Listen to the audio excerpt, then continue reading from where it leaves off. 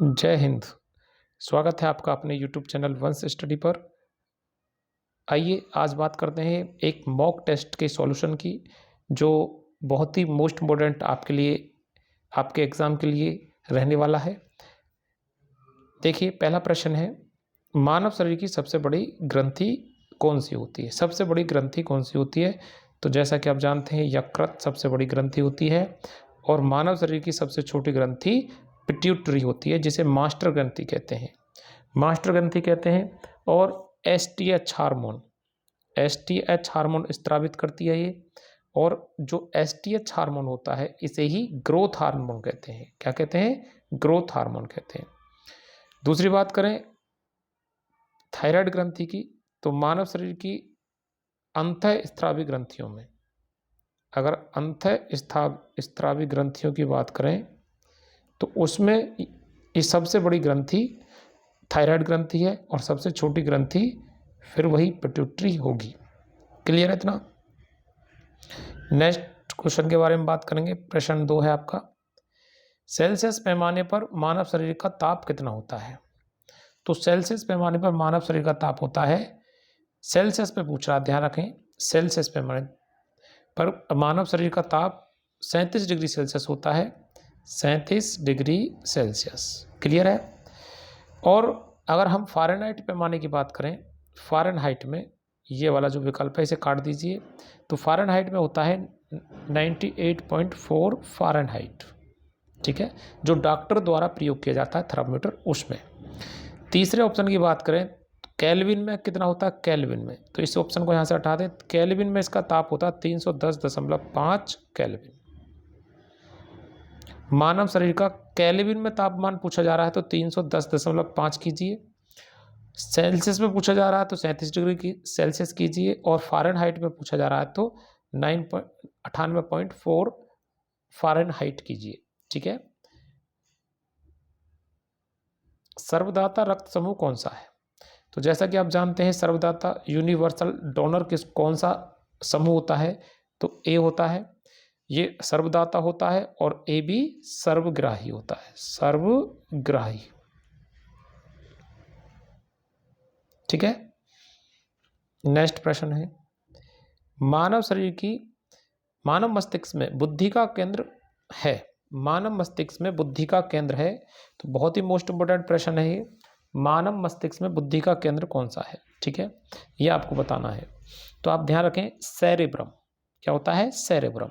और जी हाँ दोस्तों, ये भी याद रखना है आपको, सेरेब्रम मानव मस्तिष्क का सबसे बड़ा भाग, यानी मस्तिष्क का सबसे बड़ा भाग भी आपसे पूछा जाता है तो भी आप सेरेब्रम करेंगे, कोई दिक्कत नहीं है। अब इसके बाद में थोड़ा सा एक बार थैलेमस के बारे में और बात करूंगा। ये मानव शरीर मस्तिष्क का ही हिस्सा है। ये जो हमें ठंडा, गरम, ठीक है, ठंडा गरम, दर्द, ठीक है, इनकी जो महसूस कराता है, मस्तिष्क का जो थैलेमस है, वो हमें ठंडा, गरम और दर्द को महसूस कराने में मदद करता है। वहीं पर हम बात करें हाइपोथैलेमस की। हाइपोथैलेमस क्या होता है? हाइपोथैलेमस में भूख, प्यास, ठीक है, भूख, प्यास, घृणा, प्रेम, ठीक है, इनका जो अनुभव कराता है वो हमारे मस्तिष्क में होता है, हाइपोथैलेमस होता है। ठीक है, ये चारों ऑप्शनों से इतनी जानकारी आपके लिए काफ़ी है। तो दोबारा सुन लीजिए, मानव शरीर का सबसे बड़ा भाग या मानव मस्तिष्क में बुद्धि का केंद्र सेरेब्रम है। ठंडा, गरम और दर्द को जो महसूस कराता है वो थैलेमस है। भूख, प्यास और प्रेरणा, घृणा, प्यार, इनको जो महसूस कराता है वो हाइपोथैलेमस होता है। क्लियर है? नेक्स्ट है, मानव शरीर में आरबीसी का जीवन काल कितना होता है? तो जैसा कि आप जानते हैं, आरबीसी का जीवन काल 120 दिन होता है, जबकि डब्ल्यूबीसी का जीवन काल, औसत जीवन काल जो होता है वो 3 से 4 दिन होता है। ठीक है जी।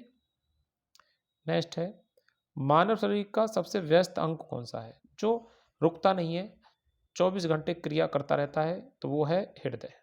ठीक है। प्रश्न क्वेश्चन नंबर 6 के बाद 7 की तरफ बढ़िए। विटामिन सी का सबसे उत्तम स्रोत कौन सा है?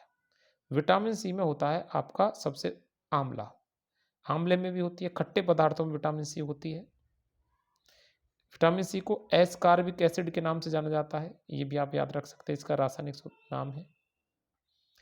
सिरका, सिरका बहुत ही मोस्ट इम्पोर्टेंट है, सबसे कमजोर अम्ल है का खट्टापन किसके कारण होता है? ध्यान रखें, सिरका जो है, सिरका का खट्टापन किसके कारण होता है? तो सबसे पहले याद रखें, सिरका एक सबसे कमजोर अम्लों में काउंटिंग होती है, ठीक है। और दूसरी बात, इसका जो रासायनिक सूत्र होता है, जिसे हम कहते हैं, रासायनिक नाम जो होता है एसिटिक अम्ल होता है। इसका रासायनिक सूत्र की बात करें तो CH3OOH होता है। क्या होता है? CH3OOH, यानी एसिटिक अम्ल, सबसे कमजोर अम्ल है। तो एक बात और आप याद रख सकते हैं, दुनिया में जितने भी अम्ल हैं उनमें क्या उपस्थित होता है? तो उसमें हमेशा हाइड्रोजन उपस्थित हो जाए। क्या उपस्थित होता है? हाइड्रोजन। ये आपको ध्यान रखना चाहिए। दुनिया में जितने भी अम्ल हैं उनके सभी के अंतर्गत हाइड्रोजन उपस्थित होता है। नेक्स्ट प्रश्न है, हीमोग्लोबिन, जो हमारे शरीर में ऑक्सीजन का परिवहन करती है, हीमोग्लोबिन, उसमें कौन सी धातु होती है? ये क्वेश्चन पूछा गया। हीमोग्लोबिन का काम है हमारे शरीर में ऑक्सीजन को ले जाना, फैलाना पूरे शरीर में, और CO2 को बाहर फेंकना। ये हीमोग्लोबिन रक्त में जो उपस्थित होती है, ठीक है, हीमोग्लोबिन के कारण ही रक्त लाल होता है, ठीक है। तो क्लियर है इतना?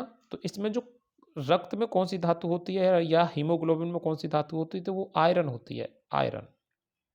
आयरन बोले तो लोहा। क्या होती है? लोहा। और लोहा का संकेत जो होता है वो Fe होता है। क्या होता है? Fe, ठीक है। नेक्स्ट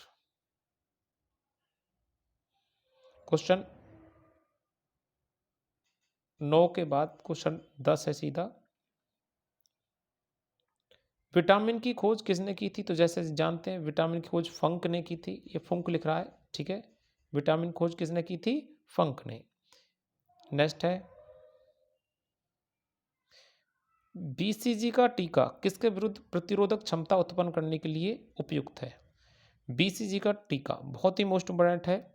तो ये तपेदिक के लिए होता है। किसके लिए होता है? तपेदिक, यानी कि TB, ट्यूबरकुलोसिस, ठीक है। और हम दूसरी भाषा में इसे कह सकते हैं क्षय रोग।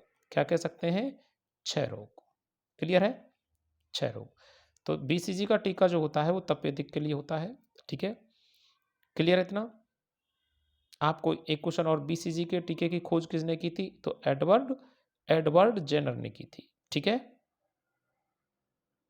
लुई पास्चर ने क्या किया था? लुई पास्चर का नाम भी आप याद रख सकते हैं, लुई पास्चर। रेबीज के टीके की खोज की थी, रेबीज के टीके की खोज। रेबीज जो कुत्ता काटने से, बंदर के काटने से होता है, इसकी खोज की थी। ये भी आप याद रख सकते हैं। नेक्स्ट प्रश्न है, दांतों के क्षरण के लिए कौन सा जिम्मेदार है? तो दांतों के क्षरण के लिए ये फ्लोरीन होता है, फ्लोरीन। दांतों के क्षरण के लिए फ्लोरीन जिम्मेदार होता है। और इसमें दांतों से दांत खिलने लगते हैं, मतलब टूटने लगते हैं। क्लोरीन जो होता है वो फूलों का रंग उड़ाने में मदद करता है और फूलों का रंग उड़ा देता है। और क्लोरीन गैस का उपयोग, आप ये भी ध्यान रखना है, जल के शुद्धिकरण में भी आजकल किया जा रहा है। आयोडीन का एक क्वेश्चन आपके पेपर में आता है, अग्निवीर में सबसे ज़्यादा पूछा जाता है। आयोडीन की कमी से घेंगा रोग हो जाता है। कौन सा रोग हो जाता है? घेंगा रोग हो जाता है। ये आप ध्यान रख सकते हैं। एक बार मैं लिख देता हूँ, आयोडीन की कमी से कौन सा रोग होता है? घेंगा। ये ध्यान रखना है आपको। क्वेश्चन 13 की बात करें तो मनुष्य का रक्तचाप कितना होता है? देखो, रक्तचाप जो है ये कुछ और नहीं है, ब्लड प्रेशर है। ब्लड प्रेशर, रक्तचाप बोल दो हिंदी में, या इंग्लिश में ब्लड प्रेशर कह दें। ये कितना होता है? बहुत ही मोस्ट इंपोर्टेंट है। तो आइए, इसके ऑप्शन है आपके सामने।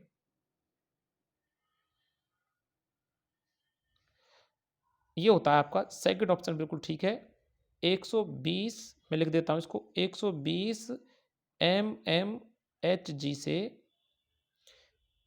80 mmHg तक ये होता है आपका ब्लड प्रेशर, ठीक है, या रक्तचाप। क्लियर है इतना? नेक्स्ट, नाड़ी दर। नाड़ी जो दर है आपकी ये किस में नापी जाती है? ठीक है, ध्यान दें, नाड़ी दर जो है,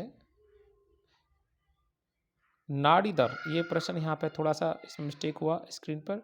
नाड़ी दर किस में नापी जाती है? ठीक है, तो नाड़ी दर क्या होता है, जो हृदय, जो हमारा हृदय है, इससे रक्त धमनियों के द्वारा शरीर में पहुंचता है, ठीक है, और फिर सिराएं शरीर से रक्त को हृदय में लेके आती हैं, ठीक है। तो क्वेश्चन आपके सामने दो क्वेश्चन सुन लीजिए। शरीर से हृदय की तरफ रक्त लाने वाली जो वाहिनियां होती हैं, वाहिनी होती हैं, उन्हें हम सिरा कहते हैं, और जो हृदय से शरीर में ले जाती हैं वो धमनी कहते हैं। तो नाड़ी दर नापते समय हमें धमनी का ध्यान रखना होता है। इसका ऑप्शन बी ठीक होगा। और नाड़ी दर जो होती है वो कितने कितने से होनी चाहिए? नाड़ी दर का जो नाम है वो 60 से 100 बीट प्रति मिनट होना चाहिए। 60 से 100 बीट प्रति मिनट। जैसे अभी रक्तदाब पढ़ा था आपने, 120 से 80 होता है, ऐसी नाड़ी दर होती है 60 से 100 बीट प्रति मिनट। ठीक है जी। नेक्स्ट प्रश्न की बात करेंगे, और ये साइंस का लास्ट प्रश्न है आपका।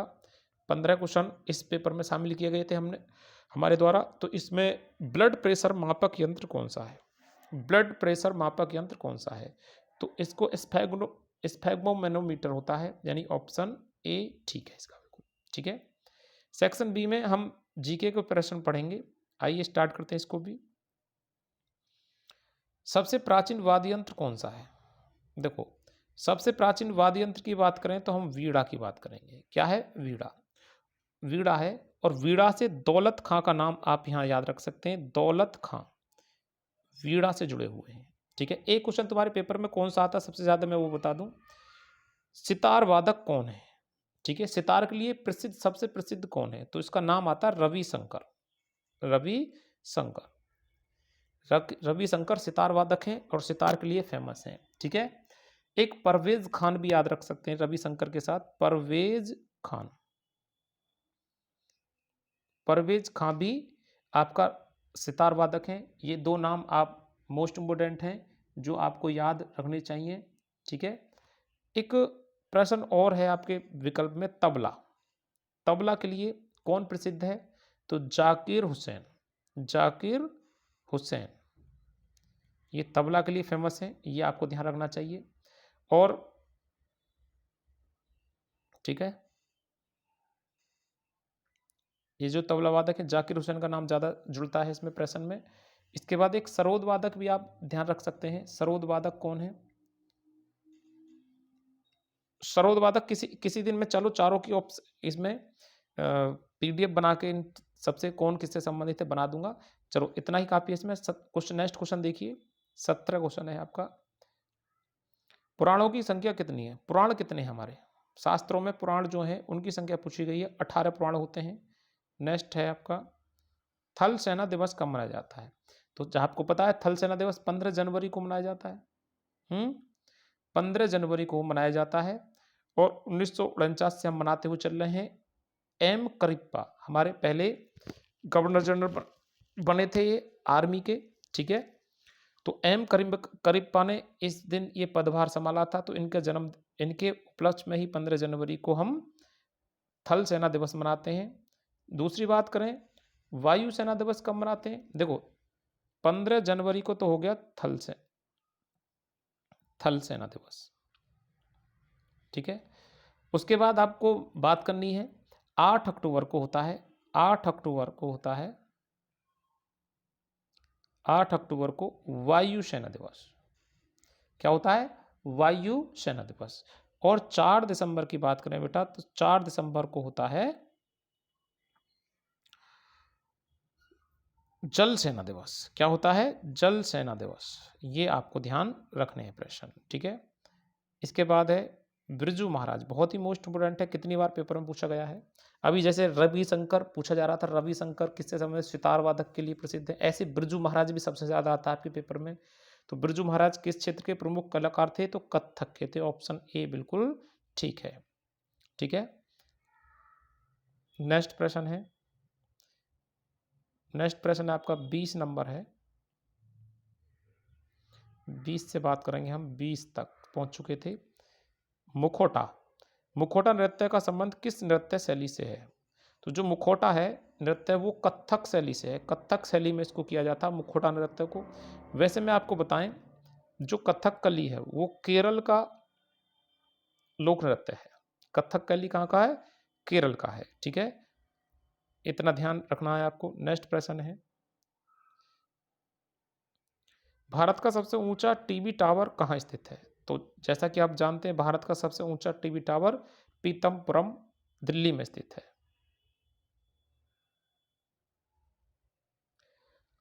अंकोर वाट का प्रसिद्ध मंदिर कहाँ है, तो ये कबोडिया में स्थित है। ये आपको एक वन लाइनर क्वेश्चन है, आप ये ध्यान रखेंगे। और ये भारत से बाहर बनने वाला पहला, दुनिया का पहला हिंदू मंदिर था अंकोर वाट का मंदिर, शिव जी के लिए प्रसिद्ध है। नेक्स्ट 22 के बाद 23 प्रश्न है, बहुत ही मोस्ट है ये। सबसे प्राचीन वेद कौन सा है, सबसे प्राचीन वेद ऋग्वेद है। जैसा कि आप जानते हैं 4 वेद हैं हमारे, सबसे प्राचीन ऋग्वेद है, सबसे बाद का अर्थवेद है, जादू टोना वाला वेद है ये, जादू टोना वाला वेद। पंडित जी के पत्रा का उल्लेख भी इसी में है, पंडित जी के पत्रा का उल्लेख भी इसी में है, अर्थवेद में। ठीक है, सबसे बाद का वेद अर्थवेद है। ठीक है जी, सामवेद को अगर हम बात करें, सामवेद की एक बार इनको देख लेते हैं। सामवेद को संगीत का जनक कहते हैं। ठीक है, यजुर्वेद ऐसा है जो गद्य और पद्य दोनों में लिखा गया है। नेक्स्ट प्रश्न है, मुस्लिमों का पवित्र त्योहार शहर मक्का मदीना जिसे कहते हैं मक्का, किस शहर किस देश में स्थित है, तो ये सऊदी अरब में स्थित है। और सऊदी अरब की जो राजधानी है वो आपको याद रखनी चाहिए, रियाद है। क्या है, रियाद, ये आपको ध्यान रखना है। नेक्स्ट प्रश्न है, खालसा पद की, देखो यहाँ बहुत अच्छा क्वेश्चन प्रश्न है, खालसा पथ, खालसा पंथ, सॉरी बोलने में उच्चारण में गलती हुई, खालसा पंथ की नींव किस सिख गुरु ने डाली थी, तो इसके लिए 4 ऑप्शन है आपके सामने, गुरु अर्जुन देव, गुरु हरगोविंद, गुरु तेग बहादुर। तो सिखों के 10वें गुरु हुए गुरु गोविंद सिंह, ये 10वें गुरु थे। ठीक है, जिन्होंने खालसा पद की स्थापना की थी। नेक्स्ट प्रश्न है, पोंगल किस राज्य का पवित्र पर्व है, पोंगल किस राज्य में मनाया जाता है, बहुत ही मोस्ट है, जिन कितनी बार पेपर में अग्निवीर में आर्मी में पूछा गया है। तो ये जैसा कि आप जानते हैं तमिलनाडु का, और क्वेश्चन फेमस है तो मैं और ऑप्शनों के बारे में बात बिल्कुल नहीं करूंगा। नेक्स्ट प्रश्न है, हॉकी का जादूगर किसे कहते हैं, तो हॉकी का जादूगर मेजर ध्यानचंद को कहते हैं। ठीक है, ये आप वन लाइनर प्रश्न है। और एक बात और ध्यान रखना, मेजर ध्यानचंद कहाँ से संबंध रखते हैं, तो ये इलाहाबाद के हैं, इलाहाबाद के, उत्तर प्रदेश इलाहाबाद से संबंध रखते हैं। नेक्स्ट, भारत में रेडियो प्रसारण का प्रारंभ कब हुआ, तो देखो बहुत ही अच्छा प्रश्न है ये भी, ये कितनी बार फ्रेम हुआ आपके पेपर में, भारत में रेडियो प्रसारण का प्रारंभ कब हुआ, यानी किस वर्ष हुआ था, ये आपसे पूछा जा रहा है। तो सही आंसर होगा 1927 में रेडियो को प्रसारण हुआ, और 1936 और 37 में, ध्यान रखें 1936 में और 37 में इसका नाम ऑल इंडिया रेडियो कर दिया गया, ऑल इंडिया रेडियो। ठीक है जी, ऑल इंडिया रेडियो किया गया। फिर 1957 में जाके इसका नाम आकाशवाणी कर दिया गया, क्या कर दिया गया, आकाशवाणी, आकाशवाणी नाम रखा गया, ये भी आप याद रखना है। 27 में शुरू होता है, 36-37 में इसका नाम ऑल इंडिया रेडियो हो जाता है, और फिर उसके बाद 57 में इसका नाम आकाशवाणी कर दिया जाता है। और इतना भी नहीं, 1959 में ये भी ध्यान रखना है, भारत में टेलीविज़न की शुरुआत हो जाती है। ये सब दोनों में से एक प्रश्न आपके पेपर में अवश्य आने वाला हुआ है। हमेशा आने वाला है। देखो बेटा, एक क्वेश्चन और है 28 में, बहुत मोस्ट है, इसके दो प्रश्न आते हैं। गेटवे ऑफ इंडिया कहाँ है? तो गेटवे ऑफ इंडिया मुंबई में है, ठीक है, और इंडिया गेट आपका दिल्ली में है, ठीक है। और आगरा में क्या भाई, बताओ? आगरा में क्या ताजमहल है बस, और क्या, ये जानते हैं आप। कोणार्क, कोणार्क का काला पैगोडा किस देवता को समर्पित है? तो कोणार्क का काला पैगोडा किस देवता को समर्पित है? तो ये सूर्य देवता को समर्पित है, और ये स्थित है ओडिशा के पुरी में। कहाँ पर स्थित है? ओडिशा के पुरी में, ठीक है। तालीकोटा का युद्ध, प्रश्न 30 है आपके सामने, ये भी बहुत मोस्ट इम्पोर्टेंट प्रश्न है। तालीकोटा का युद्ध किस वर्ष हुआ, या राक्षस तंगड़ी का युद्ध किस वर्ष हुआ? तो तालीकोटा का युद्ध बताना है आपको, तालीकोटा का युद्ध किस वर्ष हुआ था। तो इनमें से ऑप्शन ठीक नहीं है कोई भी, ठीक है। तो तालीकोटा का युद्ध चौथे के साथ जाएंगे, 15 सॉरी 15 नहीं, सॉरी 23 जनवरी 1565 ईस्वी में हुआ था, विजयनगर और दक्षिण के जो राजवंश थे उनके बीच, ठीक है। जिसमें विजयनगर साम्राज्य की राजधानी, मतलब विजयनगर साम्राज्य की हार हुई थी। तो 23 जनवरी 1565 को हुआ तालीकोटा का युद्ध। नेक्स्ट प्रश्न है, अब यहां से रीजनिंग के प्रश्न, सेक्शन सी स्टार्ट हुआ है आपका, और इसमें रीजनिंग का एक प्रश्न है, बड़ा महत्वपूर्ण है। अंग्रेजी में बाएं से 19वें अक्षर के बाएं 11वां अक्षर क्या है? तो आपको एक बात याद रखनी है, पहले शुरू के जब ये दोनों एक जैसे हो, बाएं बाएं, दाएं दाएं, मैं मेरी बात को सुनो ध्यान से, बाएं बाएं एक जैसे हों तो इनको घटाते हैं, और अलग अलग हों तो इनको जोड़ते हैं, ठीक है। और ये भी याद रखना है कि प्रश्न को ए की तरफ से स्टार्ट किया है या जेड की तरफ से स्टार्ट किया है। तो ये दोनों एक जैसे हैं बाएं बाएं, तो इनको घटा दीजिए, 19 में से 11 जाएगा तो 8 होगा, और 8 पर होता है एच, यानी कि सही ऑप्शन सेकंड होगा इसका। रीजनिंग है, बहुत अच्छा रीजनिंग है, सीरीज है इसमें। 36 से आप 30 जाने के लिए कितना कम करेंगे? 6 कम, फिर 24, फिर 6 कम करेंगे, फिर ये आगे चला जाएगा। ऐसे 34 में से 6 कम करेंगे 28, 28 में से 6 कम करेंगे तो 22 सही आंसर इसका आ जाएगा।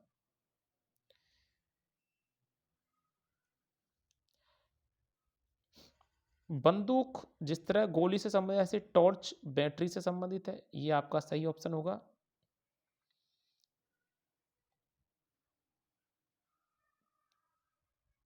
इसके साथ ही क्वेश्चन नंबर 34 है, 9 से 24 लाना है। पहले आपको इनमें जो रेशो दिया गया है वो समझना चाहिए, उसके बाद फिर इनमें जो संबंध होगा वो आपको समझाना है। पहले 9 से 24 कैसे आए ये समझना है, उसके बाद फिर समझाना है, ठीक है। देखिए 9 जो था, 9 में अगर हम 3 की मल्टीप्लाई करते हैं तो ये 27 होता है, और इसमें से अगर 3 ही माइनस कर दिए जाएंगे तो ये 24 आ जाएगा।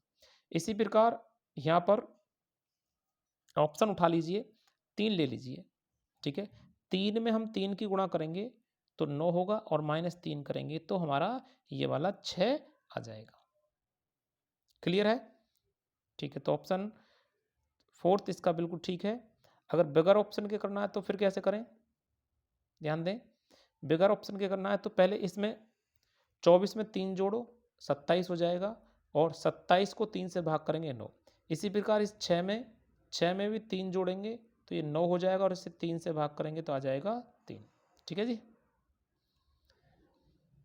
एक व्यक्ति दक्षिण की ओर 5 किलोमीटर चलता है, तो देखो भाई आपको जैसा कि मालूम है, पूरब, पश्चिम, उत्तर, दक्षिण, यानी कि हम कह सकते हैं ईस्ट, वेस्ट, और ये ऊपर नॉर्थ होता है और नीचे साउथ होता है, यानी कि न्यूज़ का फुल फॉर्म होता है। क्या होता है? न्यूज़ का full form, north, east, west, south. तो आपको ये डायरेक्शन पता होने के साथ ही इस प्रश्न पे आए, ये डायरेक्शन पता होनी चाहिए। तो एक व्यक्ति दक्षिण की ओर 5 किलोमीटर चलता है, तो मान लो जी वो यहाँ से चलना स्टार्ट हुआ और दक्षिण की ओर 5 किलोमीटर चलता है, और फिर वह दाहिनी ओर मुड़ेगा। जब ऐसे चल रहा होगा तो दाहिना उसका इधर होगा, और 3 किलोमीटर चलेगा। कितना चलेगा? 3 किलोमीटर। ठीक है, ये लाइन थोड़ा लंबी हो गई है, ये लाइन उसी हिसाब से होनी चाहिए दूरी के हिसाब से। मैं दोबारा इसको करता हूँ एक बार। एक व्यक्ति दक्षिण की ओर 5 किलोमीटर चलता है, मान लीजिए वो यहाँ था और यहाँ से दक्षिण की ओर जा रहा है और 5 किलोमीटर चल रहा है। और दाएं मुड़ेगा, दाएं मुड़ने के बाद वो 3 किलोमीटर चलेगा। कितना चलेगा? 3 किलोमीटर। फिर 3 किलोमीटर चल गया, चलने के बाद वह बाएं मुड़ता है और 5 किलोमीटर चलता है। यहाँ से बाएं मुड़ेगा, बायां मतलब लेफ्ट मुड़ना है, लेफ्ट वो इधर जाएगा। अब वो 5 किलोमीटर फिर चलेगा, तो 5 किलोमीटर चल के वो यहाँ पहुँच जाएगा। तो मूल बिंदु ये था, यहाँ से आपको बताना है वह अब किस दिशा में, तो यहाँ से वो कौन सी डायरेक्शन में होगा, लगभग इस डायरेक्शन में होगा। ये होता है आपका दक्षिण और ये होता है पश्चिम, यानी कि सही आंसर ऑप्शन ए आ जाएगा। 35 के बाद आपका 36वां क्वेश्चन है, बहुत ही अच्छा क्वेश्चन है। एक सिक्के को उछाला जाता है तो शीर्ष आने की प्रायिकता बताएं। तो देखो भाई, सिक्के में होते हैं दो पहलू, एक होता है हेड और एक होता है आपका टेल। हेड और टेल। अब इस सिक्के को ऊपर उछालेंगे तो नीचे जो टोटल कंडीशन होंगी दो बनेंगी। एक सिक्के में दो पहलू होते हैं, ठीक है, दो सिक्के में चार पहलू हो जाएंगे, मतलब चार सतह हो जाएंगी। तो इसलिए आपको एक सिक्के का सुनना है ध्यान से। एक सिक्के के दो पहलू होते हैं, यानी हेड और टेल। अभी नीचे दोनों में से कोई सा भी, यानी दो टोटल कंडीशन बनेंगी। और ऊपर कितना कह रहा है? शीर्ष आना। तो शीर्ष कितनी कंडीशन में आ सकता है? ऊपर सिर्फ एक ही बार आएगा, तो 1/2। सही ऑप्शन ए हो जाएगा।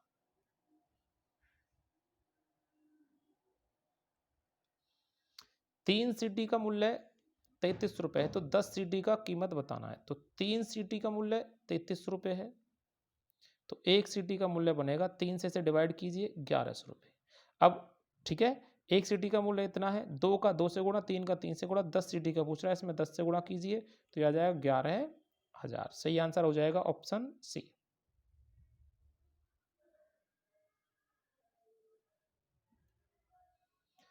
ये आपको दे रखा है 9x बराबर 55 की पावर 2 और 35 की पावर 2, यानी कि आप ये देख सकते हैं a का वर्ग माइनस b का वर्ग, और ये होता है एक बार दोनों को जोड़िए, एक बार दोनों को घटाइए, ठीक है, और दोनों की आपस में गुणा करें।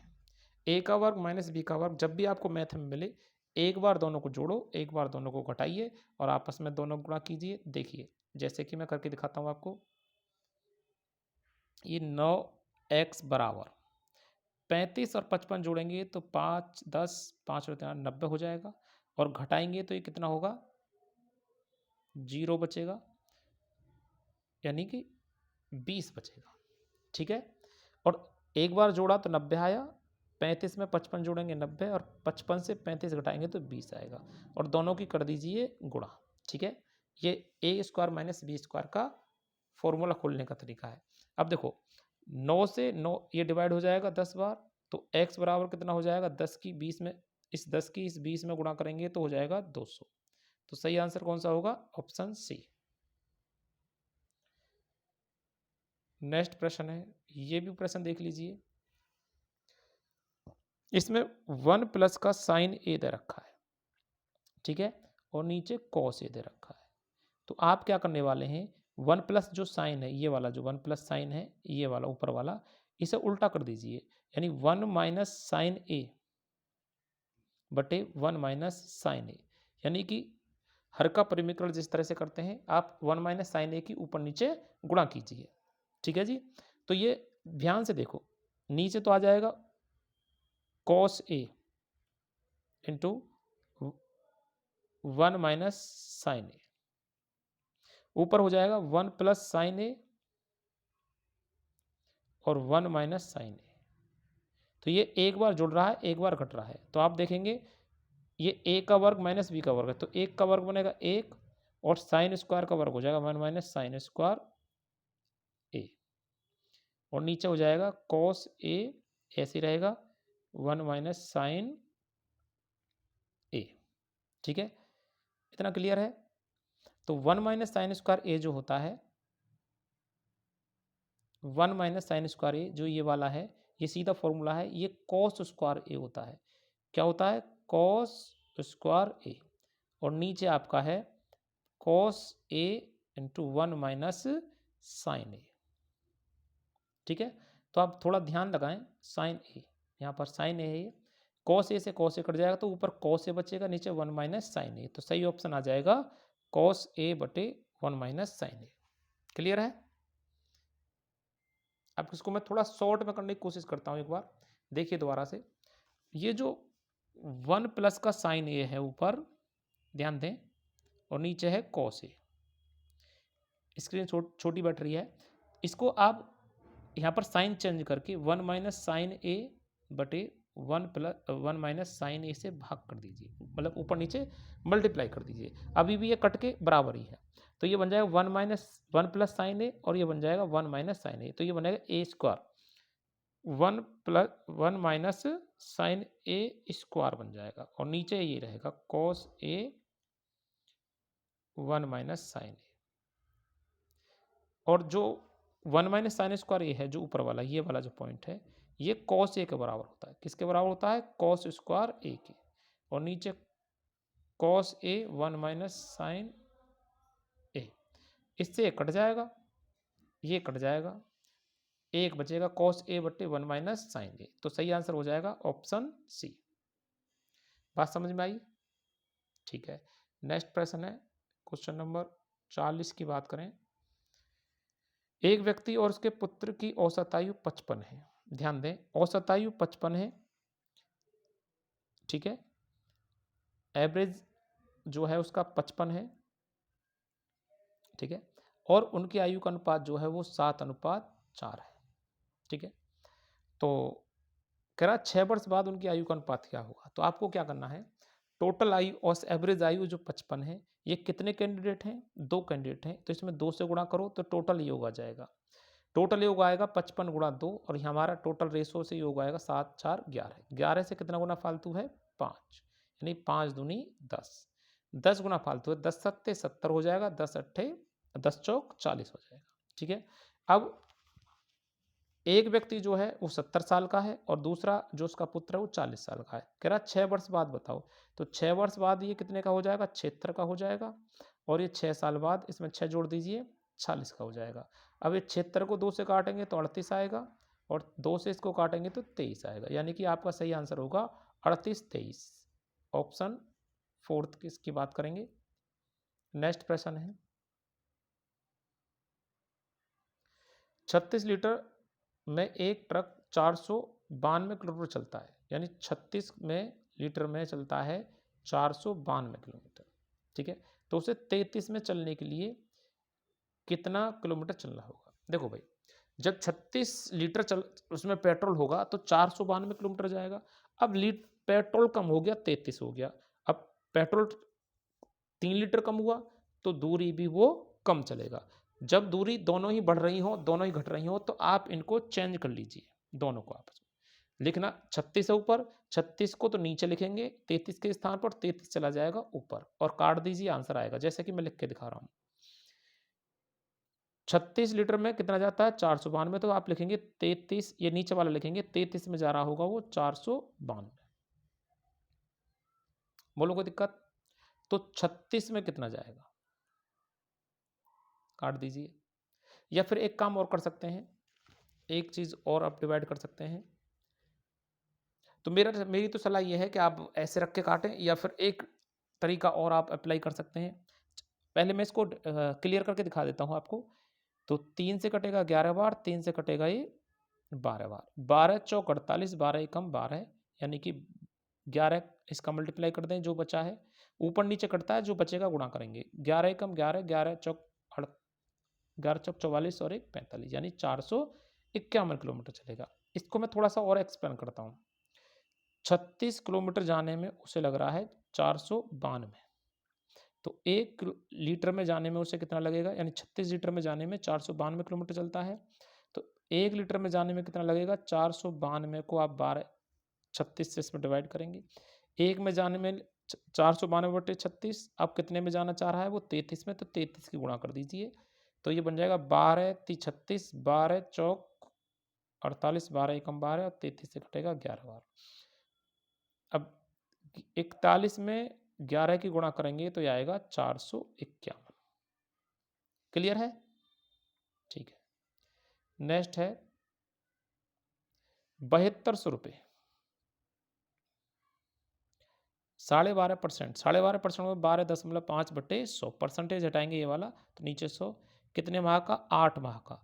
8 माह का, 8 को 12 से भाग कर दीजिए पूरा, क्योंकि वर्ष बन जाएगा। साधारण ब्याज बताना है, ठीक है। इसका पॉइंट हटाइए तो नीचे 0 होगा। 2 0 से 2 0 कैंसिल हो जाएंगी। 12 से कट जाएगा 6 बार, ठीक है जी। कोई दिक्कत हो बताएं। 5 से कटेगा 2 बार, और 5 से कटेगा ये 25 बार, ठीक है। 2 से कट जाएगा ये 4 बार। तो देखें 25, इसकी सब पे मल्टीप्लाई कर दीजिए। 25 चौका 100 छिक्का 600, यानी 600 रुपये आपका साधारण ब्याज निकल के आ जाएगा। ऑप्शन बी सेकंड ठीक है इसका।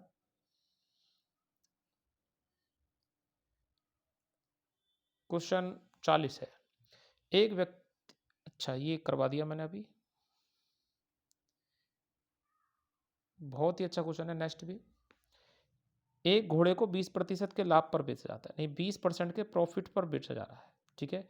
तो 60,000 रुपये में बेचा जाए तो 30% का लाभ होगा। कितने का लाभ होगा? 30% का लाभ होगा।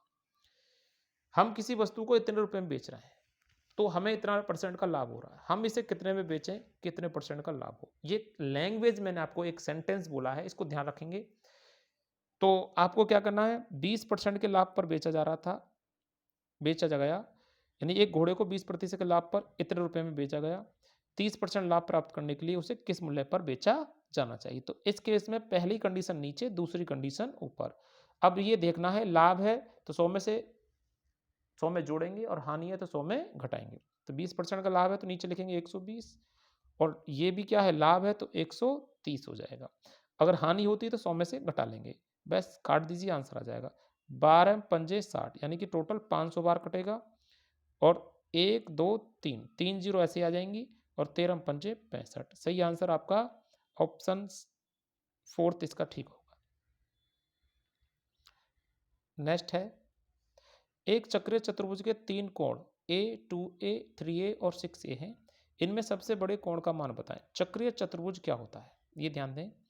चक्रीय चतुर्भुज एक ऐसी आकृति है जो 4 एंगलों से बनती है, और चक्रीय चतुर्भुज के जो आमने सामने के कोण होते हैं वो 180 डिग्री के, उनका योग 180 डिग्री होता है। याद रखें, योग योग कितना होता है, 180 डिग्री। ये भी योग कितना होगा, 180 डिग्री होगा, ठीक है। तो आपको याद रखना है, चक्रीय चतुर्भुज, फिर से बना रहा हूं मैं एक बार आकृति। चक्रीय चतुर्भुज में जो ये आमने सामने कोण होता है को होते हैं, इनको प्लस करेंगे तो 180 होगा। इनको प्लस करेंगे दोनों को, आमने सामने वाले कोणों को, तो ये भी 180 होगा। यानी चारों कोणों का योग बनेगा, इनको प्लस करके 360, ठीक है। तो इसके कोण कितने इधर रखें, A2A 3A 6A, तो इन सबको जोड़ दीजिए आप। तो 6A में 3A 2A जोड़ेंगे तो ये हो जाएगा 6 और 3 9 और 2 11 और 1 12, 12A बनेगा। और हम जानते हैं चक्रीय चतुर्भुज के चारों कोणों का योग 360 होता है। तो प्रत्येक कोण कितने डिग्री का, 12 3 36, यानी A का वैल्यू आ जाएगा 30 डिग्री। कितना आ जाएगा, 30 डिग्री। और A सबसे छोटा वैल्यू है, तो छोटा ही कोण इसमें पूछा जा रहा है। सही आंसर हो जाएगा 30, यानी 30 तो ये आएगा, 30 दूनी 60 ये आएगा, ठीक है जी। 30 या 90 ये आ जाएगा, और 30 छिक्का 30 में 6 गुणा करेंगे 180 आ जाएगा। तो छोटा पूछा जा रहा है 30 डिग्री है। क्वेश्चन नंबर 45 है, एक मोबाइल फोन 6 मिनट का मूल्य 6 मिनट का मूल्य 6 मिनट का जो मूल्य है वो 32 रुपये है। तो 1 मिनट का मूल्य आपको बताना है, तो ये हो जाएगा कितना, दोबारा देखिए इसको। 6 मिनट का मूल्य है 32 रुपये, तो 1 मिनट का मूल्य कितना हो जाएगा, 32/6। आपसे पूछा 4 मिनट का मूल्य बताएं, तो 4 की इसमें गुणा कर दीजिए, 2 से 2 बार, 2 से 3 बार, 3 से ये कटेगा नहीं, 3 से कटेगा नहीं, तो 32 दूनी 64/3 हो जाएगा। अब 64 में 3 का भाग देंगे तो सही आंसर आ जाएगा 21.30, ठीक है। ऑप्शन ए ठीक है।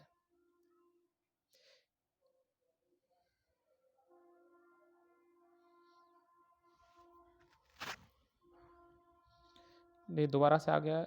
इसके बाद प्रश्न 46 इसमें आपका है, यानी 46 प्रश्न है। ये भी बहुत अच्छा प्रश्न है आपका। ये 2x की पावर 4 है, मतलब 2 है, तो ये जाए इसका स्क्वायर करेंगे तो 4x स्क्वायर हो जाएगा। ये 4y स्क्वायर हो जाएगा माइनस का 4, 4x का स्क्वायर करेंगे तो 16x की पावर 2 हो जाएगा। ठीक है, इसमें से इसको घटाएंगे तो ये जाएगा 16, ये माइनस का 16 है, ये प्लस का 4 है, तो ये घटेगा तो माइनस का 12x स्क्वायर माइनस का 4y स्क्वायर बचेगा। बस आपका यही आंसर होगा, ऑप्शन सी हो जाएगा। ठीक है जी।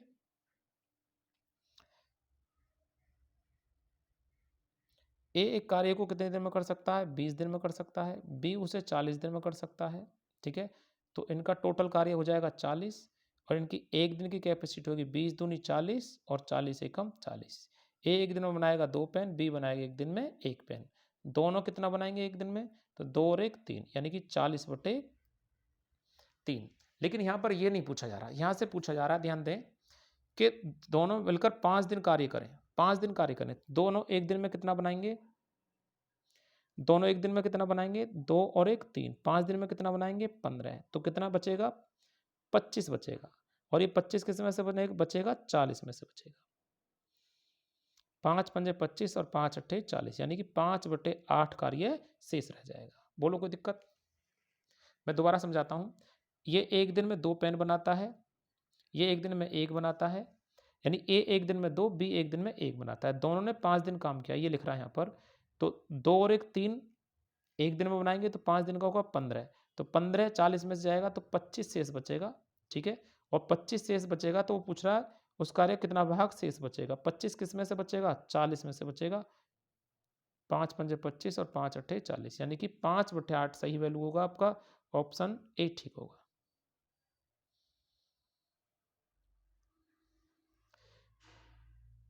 25/4/5, पहले 25 मल्टीप्लाई 4/5, 25 गुणा 4/5, 5 पंजे 25, 5 चौक 20, तो ये हो जाएगा। और 80 का 30% और चाहिए आपको, 30/100, 30/100, ये 0 0 कट जाएगा, 8 तिया 24। एक दूसरे से कितना अधिक है? तो इनका अंतर 4 है, तो एक दूसरे से 4 अधिक है। ठीक है जी। नेक्स्ट प्रश्न है, सेकंड लास्ट प्रश्न है इस वीडियो का। एक परीक्षा में उत्तीर्ण होने के लिए 40% अंक चाहिए। कितने चाहिए? 40% अंक चाहिए। वो 178 अंक लेता है। कितने लेता है? 178 अंक लेता है और 22 अंक से फेल हो जाता है। अगर वो 22 और ले आएगा तो पास हो जाएगा, या 40 ले आएगा तो पास हो जाएगा। तो 40% का वैल्यू हो जाएगा 200।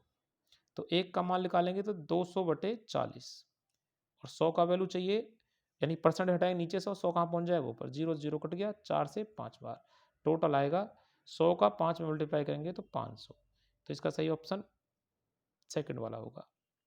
लास्ट प्रश्न है, इसके तीनों प्रश्न तीनों टाइप में बता देता हूँ।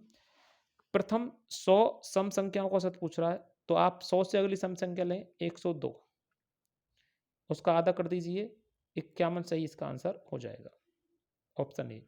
अगर आपसे पूछने लगे यहीं पर विषम संख्या बताओ, विषम, तो 100 का ही आधा कर दीजिए, कितना होगा? 50।